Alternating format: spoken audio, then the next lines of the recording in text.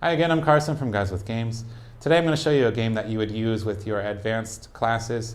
It practices conversation, or at least question and answer format, but it's something you would use with your upper level students, and it's called Alibi.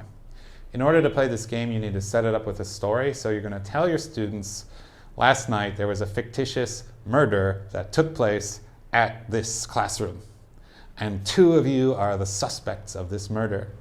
So you'll choose two students to be the suspects. Ideally, they would be good friends in real life, but it's not important. So you take these two suspects and we remove them from the classroom. And while they're out there, they're going to have to come up with an alibi for where they were and what they were doing last night. So essentially, you're going to be coming up with a fake story about what you guys were doing together last night. And try to guess what your other classmates might ask, because I'm going to have each one of them ask a different question, and you are going to need to come up with an answer to that, whether or not you had discussed it outside. So while they're outside getting their story straight, the teacher, we're going to be working with our other other students and preparing a question as if they are interrogating these two suspects one at a time. After each student has a different question that they're going to ask, the suspect number one comes in and must come up with an answer for each one of these students' questions. After that student has answered all of the questions, the suspect number two comes in and answers the same questions. So if there is something that maybe the student asks that I didn't rehearse with my friend, well, I'm sorry, we need to answer that question. So what were you wearing?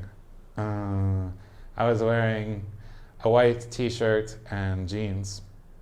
And then maybe the suspect number two, he was wearing a sweatshirt and Adidas pants. What he's wearing now. So that's a discrepancy. So that's 1 point against these guys.